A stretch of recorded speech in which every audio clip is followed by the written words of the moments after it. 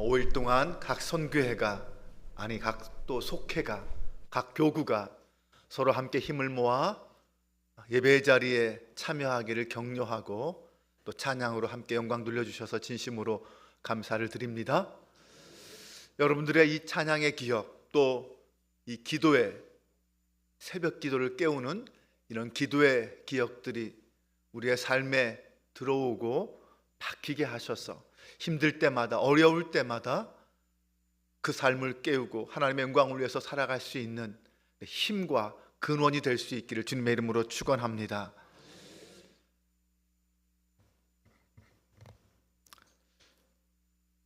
우리 헌금만 잠깐 제가 함께 나누도록 하겠습니다. 영적 회복이 일어나 주님 기뻐하는 가정 되게 해주세요. 윤영배 권사님 가정, 우리 오성원 청년, 서범석 권사님, 원정미 권사님, 안세은 집사님, 박흥진 장로님, 최재소 권사님, 김진식 청년, 이정원 장로님, 신준길 장로님, 황춘자 권사님, 귀원복 장로님, 김빈규 권사님, 이숙 권사님, 윤인정 집사님, 성상래 집사님, 김유정 집사님, 하나님께 감사로 영광 돌렸습니다. 기도하겠습니다. 하나님, 새벽을 깨우게 해주셔서 감사합니다. 우리와 함께 해주셔서 감사합니다. 간절한 기도의 제목으로 주님 앞에 나와 간구하는 저들의 간구에 응답하여 주시고 하나님의 한없는 위로와 회복의 역사가 일어나게 하여 주옵소서. 각자의 삶의 자리에서 하나님의 이름을 부르며 간구하며 기도할 때에, 헌신할 때에 하나님의 영광을 우리가 보게 하여 주옵소서. 내 삶을 통하여 어떤 변화와 역사가 이 땅에 펼쳐질지, 우리의 가정이, 우리의 직장과 사업이 어떻게 달라지는지 보고 자랑할 수 있는 하나님의 사람들 되게 하여 주옵소서. 예수님의 이름으로 기도합니다. 아멘. 끝까지 승리하신 여러분을 축복합니다. 제가 어제 말실수를 해가지고 혹시나 이 시간 유튜브에 앉아서 집에 앉아서 유튜브로 예배드리는 성도나 있을까 걱정했습니다. 제가 그 말씀을 드린 이유는 유튜브로 예배를 드리는 성도님들 중에는 차 타고 오려면 1시간 이상 걸려서 오지 못하시는 분, 병원에 입원해 계신 권사님, 또 이 새벽에 출근하시는 권사님, 그런 분들이 그럼에도 불구하고 예배를 사모하고 예배 드리고 계시기 때문에 말씀드린 것입니다. 여러분 중에도 차 타고 1시간 이상 걸리시는 분들은 집에서 예배 드리셔도 됩니다. 아멘. 유튜브로 예배 드리면 뭐가 문제냐? 오늘같이 사고가 나서 유튜브 방송이 안 되는 날은 예배를 못 드리는 거예요. 지금 유튜브 방송을 못 하고 있습니다. 이 현장에서밖에 예배 드리지 못하는 거예요. 녹화도 안 될 것 같아요. 네, 그렇습니다. 이런 일들이 우리 앞엔 벌어지죠. 한 치 앞을 알 수 없습니다. 그래서 우리는 내 인생 가운데 하나님을 신뢰하고 기도해야만 하는 줄로 믿습니다. 불확실한 미래 가운데 우리의 삶의 자리가 어디로 가야 할까요? 거기에 대한 확신이 없는 사람은 불안과 두려움에 시달리게 되고, 그게 심하다 보면 점점 우울증에 빠지게 됩니다. 현대인을 위협하는 가장 위험한 질병이 바로 우울증입니다. 여러분, 우리나라의 경우만 해도 얼마나 심각한지 아십니까? 국민건강보험공단에 따르면 한국인의 우울증 환자 수는 2022년에 100만 744명이었고요 2023년에는 76만 3,550명이었습니다 여기서 환자란 말은 무슨 뜻입니까? 직접 병원에 와서 우울증 진단을 받은 사람을 말하는 거예요. 그러면 병원에 가지 않고 집에서 혼자 우울증 끙끙 앓고 있는 사람들은 훨씬 더 많지 않겠습니까? 여기에서 조울증이나 조현병 환자는 빠진 거예요. 20만 명이 넘는 사람들이 빠졌습니다.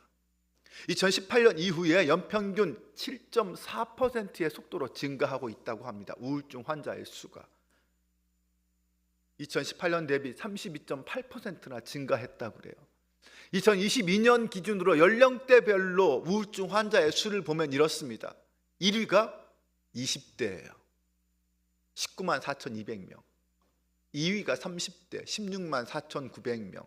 60대가 14만 9,300명. 40대, 50대, 70대, 10대도 6만 7,800명이고요. 80세 이상이 6만 7,000명. 9세 이하도 있다고 합니다. 2,230명. 하지만 상담을 받지 않아서 진단을 받지 않은 사람들까지 하면 실제로는 이보다 훨씬 더 많겠죠. 이제 우울증은 나이를 불문하고 정말 심각한 질병이 되었습니다. 옛날에는 50대가 가장 많았는데 지금은 몇 대가 많다고요? 20대가 1위입니다. 2023년 한 해 동안만 해도 20대 청년 6만 6,530명이 처음으로 우울증 진단을 받았어요. 매년 6만 6천 명이나 되는 사람들이, 아니 6만 6천 명이나 되는 청년들이 우울증이 걸리고 있다라는 거예요. 매년. 코로나 때에는요, 매년 12만 명의 청년들이 우울증을 얻었다고 합니다. 그만큼 이 시대의 젊은이들이 많은 스트레스와 고통 속에 살고 있다는 것을 반증하고 있는 거예요. 지금 이 자리에 우리 한빛교회 청년들이 와 있습니다. 여러분, 정말 우리 청년들을 위해서 기도해 주시기 바랍니다. 이들이 건강하고 바르게 잘 자라서 나라와 교회의 기둥이 되어야 하지 않겠습니까? 젊었을 때부터 하나님을 온전히 믿고 그 믿음 안에서 몸과 영과 혼이 건강해야 될 줄로 믿습니다. 지역별로 보면요, 경기도와 서울이 제일 많습니다. OECD 국가로 비교했을 때 2020년 기준 한국인의 우울증 유병률은 36.8%라고 1위라고 합니다. 1위. 대략 2.5명 중에 1명이 우울증을 앓고 있다고 해요. 반면 우울증 치료율은 꼴찌라고 합니다. 그만큼 심각한 거죠. 사실 우리 주변에도 이런저런 이유로 정신과를 찾아가는 분들이 많습니다. 예전에는 나름 쉬쉬하려고 했지만 요즘은 너무나도 흔하고 많은 사람들이 다니기에 그렇게 큰 문제가 되지 않습니다. 빨리 갈수록 좋죠. 이런 상황을 보면서 찬송가 543장의 가사가 떠오릅니다. 어려운 일 당할 때 나의 믿음 적으나 의지하는 주님을 더욱 의지합니다. 세월 지나갈수록 의지할 것뿐일세. 무슨 일을 당해도 예수 의지합니다. 왜 세월이 지나갈수록, 왜 나이를 먹어갈수록 우리가 예수님을 의지할 수밖에 없습니까? 세월이 지나갈수록 우리를 짓누르는 이 세상의 무게가 점점 더 무거워지기 때문입니다. 바울은 본문 18절에서 술 취하지 말라, 이는 방탕한 것이니 오직 성령의 충만함을 받으라 라고 했습니다. 여기서 술이라는 것이 무엇입니까? 물론 우리가 흔히 마시는 술을 의미하기도 하지만 여기서 술이란 우리가 이 세상에서 하나님이 아닌 의지하는 그 어떤 것을 말합니다. 하나님이 아닌 이 세상의 그 무엇을 의지하면 그것으로는 우리가 견디고 이겨내야 할 이 인생의 무게를 감당할 수 없다라는 거예요. 그래서 성령의 충만함으로만 이겨낼 수 있다는 거죠. 성령을 의지해야만 그 무게를 감당해낼 수 있고 견뎌낼 수 있다는 거예요. 다른 것으로는 이겨낼 수 없습니다. 그래서 우울증에 걸리는 거예요. 그럼 구체적으로 이렇게 우리가 성령으로 충만하고 성령으로 의지하게 되면 어떤 결과가 일어날까요?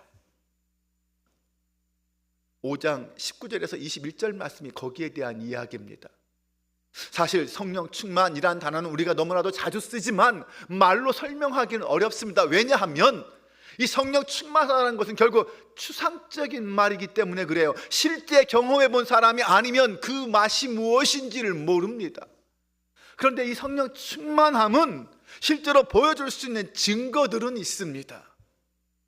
말로 설명하기는 어렵지만 증거는 있다는 거예요. 첫 번째가 신앙의 회복입니다. 19절에 보면 시와 찬송과 신령한 노래들로 서로 화답하며 마음에 너희의 마음으로 주께 노래하며 찬송하며 라고 하였습니다. 네, 여기서 시라는 말은요, 구약의 시편을 의미합니다. 초대교회 성도들은 예배 시간에 이 시편을 노래하면서 하나님을 찬양했습니다. 찬송도 마찬가지예요. 과거 이스라엘 백성들이 홍해를 건넌 후 드린 찬송이 있습니다. 대적들을 무찌른 다음에 부른 찬송이 있습니다. 시와 찬송과 노래는 각각 단어는 다르지만 모두 하나님과 그리스도를 찬양하는 노래입니다. 무엇보다 과거에 하나님 행하신 놀라운 일들에 대한 찬양을 말해요. 제가 그래서 우울증으로 힘들어하고 불안해하는 분들에게는 항상 먼저 시편을 많이 읽어라 라고 그렇게 권면을 드립니다. 시편을 통하여 나와 똑같은 고난과 어려움을 겪었던 사람들을 만나기 때문이죠. 그들의 고백과 그들이 어떻게 그 위기와 고난을 이겨냈는지, 어떻게 하나님께 신앙을 고백했는지를 알 수 있기 때문에 그래요. 여러분, 찬양은 현실의 우울을 이겨낼 수 있는 능력인 줄로 믿습니다. 저희 어머니가 즐겨 부르시던 찬송이 지금까지 지내온 것 주의 크신 은혜라라고 했잖아요. 어머니는 아플 때나 힘들 때나 그 입에서 이 찬송을 자주 부르셨습니다. 모든 것이 주님의 은혜요, 그 은혜로 여기까지 왔으니 앞으로도 하나님의 은혜 안에 하나님께서 지켜주시고 인도해 주시리라는 그 믿음과 기대 속에서 찬양을 부른 거예요.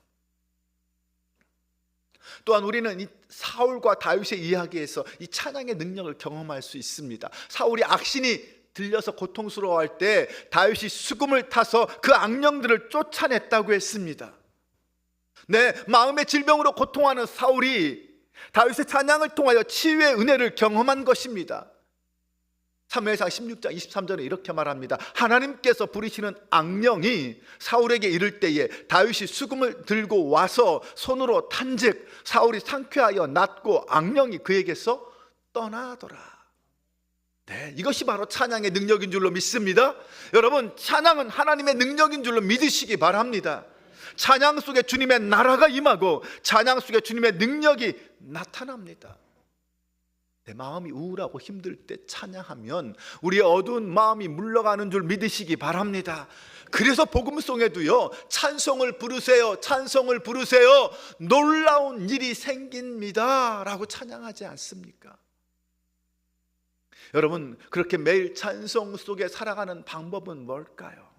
가장 쉽고 좋은 방법 하나 가르쳐 드릴까요? 할렐루야 찬양대, 호산나 찬양대에 들어오면 됩니다. 네, 그러면 매일매일 찬송 연습을 하게 되고요, 매일매일 찬송 속에 살아가게 됩니다. 기다리고 있습니다. 다음 주에 호산나 찬양대, 할렐루야 찬양대에 여러분들의 모습이 딱 보여질 수 있기를 주님의 이름으로 축원합니다. 아멘. 그러면 이 다윗의 찬양에는 어떻게 그런 능력이 있을 수 있었을까요? 다윗의 찬양이 사울의 고통을 치유할 수 있었던 이유가 무엇일까요? 사무엘상 16장 13절은 이렇게 말합니다. 사무엘이 기름 물병을 가져다가 뿔병을 가져다가 그의 형제 중에서 그에게 부었더니 이날 이후로 다윗이 여호와의 영에 크게 감동되니라. 네, 다윗이 찬양할 때 그것이 능력이 될 수 있었던 이유는 그가 여호와의 영에 충만했기 때문입니다. 다윗은 그때 성령으로 충만한 상태였다라는 거죠. 성령에 충만한 자가 기도하고 찬양할 때 거기에 복음의 능력이 나타나고 치유의 역사가 나타남을 믿으시기 바랍니다. 그러므로 우리 교회가 금요일에 금요기도회를 통하여 찬양하고 기도할 때에, 주일에 뜨겁게 찬양하며 함께 기도할 때에 성령의 치유와 회복의 역사가 일어나게 되기를 주님의 이름으로 축원합니다. 네, 그러기 위해서는 먼저 무엇보다 우리 한 사람 한 사람이 성령에 충만해야 합니다.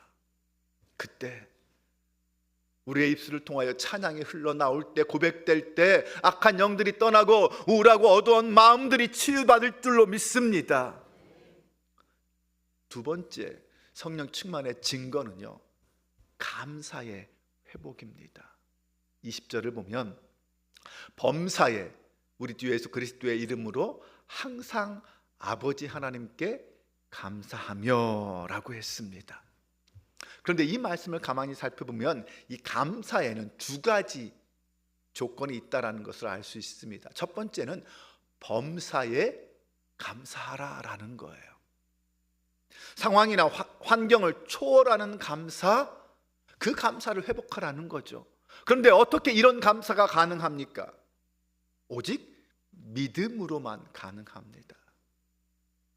로마서 8장 28절은 이렇게 말합니다.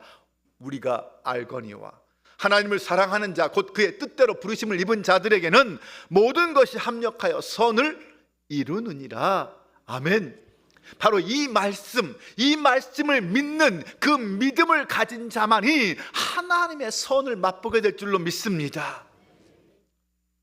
네, 범사에라고 했고요. 두 번째는 항상이란 말을 썼습니다. 항상 감사하라. 이 말은 지속적으로 주기적으로 감사하라는 말입니다.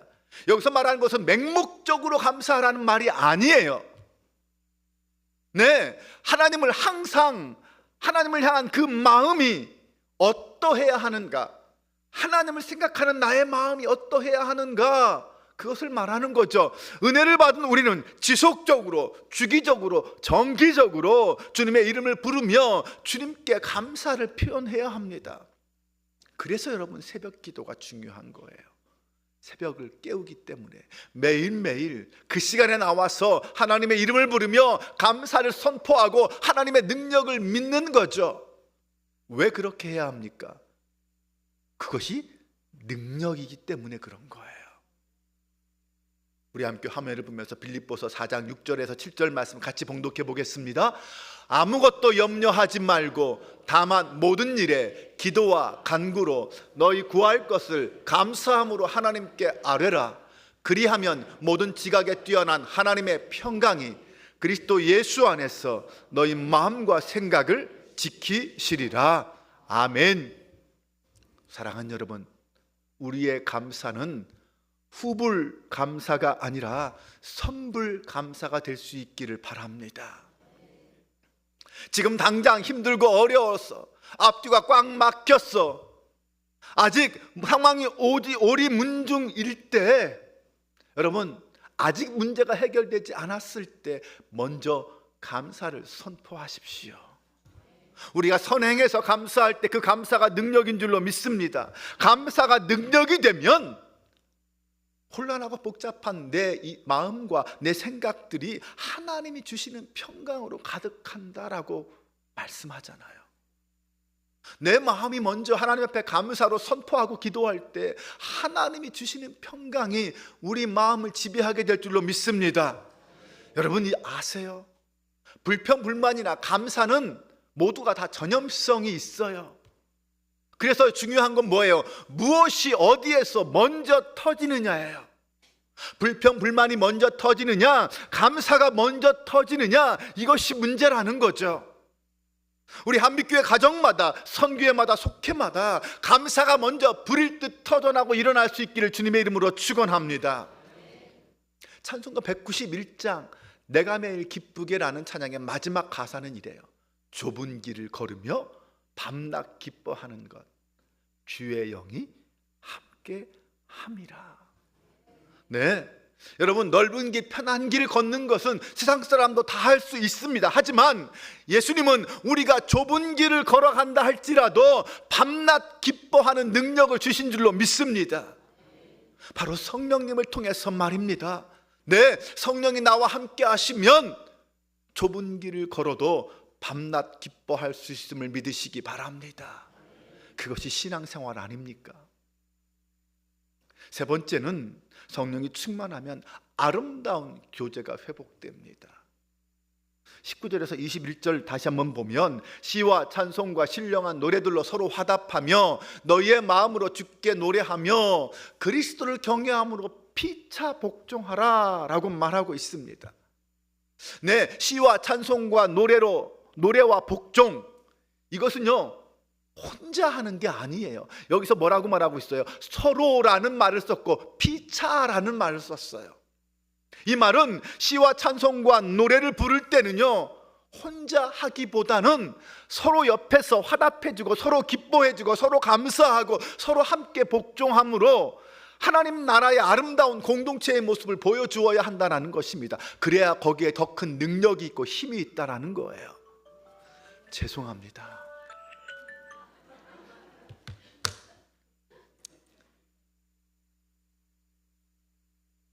이것이 우리 신앙 공동체의 모습입니다. 이렇게 함께 피차 복종하고 피차 사랑하고 피차 함께 찬양으로 화답할 때 거기에 진정한 신앙 공동체 교회의 모습이 드러나는 줄로 믿습니다. 여러분, 신앙 공동체의 가장 큰 특징은 무엇입니까? 내가 만난 예수, 내가 예수님을 통하여 경험한 그 은혜를 선포하고 함께 나누는 거예요. 이것이 신앙 공동체입니다. 혼자 외롭게 독불장군처럼 신앙생활하는 게 아니라 내가 받은 은혜를 옆에 있는 성도들과 함께 나누는 거예요. 그것으로 서로 격려하고 위로하고 세워주는 거죠. 그리고 나도 그의 은혜의 이야기를 들으면서 나 또한 도전받고 은혜 받는 거예요. 그래야 거기에 시너지 효과가 일어나서 함께 부릴 듯 역사와 능력들이 나타나는 거죠. 요한복음 4장에 보면 사마리아 여인에 대한 이야기가 나옵니다. 네, 그녀는 남편이 5세 지금 동거하고 있는 남자도 남편이 아니라고 했습니다. 이런 형편이 그녀의 삶이 온전하겠습니까? 그녀는 지금으로 말하면 대인 기피증에 걸린 우울증 환자입니다. 죄인이기 이전에 그녀는 이미 마음에 깊은 병을 가지고 있는 불쌍한 여인이었다는 거죠. 그녀는 마을 사람들이 공동으로 쓰는 우물에서 사람들을 만나는 것이 두려워서 아무도 없는 땡볕 대낮에 물을 길러 나왔습니다. 그런데 거기서 예수님을 만납니다. 그리고 그 예수님을 만나 그 마음이 치유되었습니다. 그때 그녀의 행동은 어떠했습니까? 그녀는 달라졌어요. 이제는 피하거나 숨지 않습니다. 그녀는 물동이를 버려두고 마을로 뛰어 들어가서 사람들에게 외칩니다. 내가 행한 모든 일을 내게 말한 이 사람을 와서 봐라. 이가 그리스도가 아니냐? 사랑하는 여러분, 우리의 교회가 우리 자신이 우리의 내면을 만져주시고 치유해 주시는 그 성령으로 충만하시기를 바랍니다. 내 안에 모든 어둠과 우울함이 치유되고 모든 영적 침체가 물러가면 그것이 교회의 영광이요 하나님의 영광이 될 줄로 믿습니다. 이번 호렙산 특별 새벽 기도를 통하여 여러분들은 어떤 은혜를 받으셨습니까? 우리 가운데 임하시는 성령의 충만함으로 내 삶이 바뀌고 그로 인해 나의 가정도 인생도 바뀌는 놀라운 역사가 여러분 삶 속에 나타나시기를 바랍니다.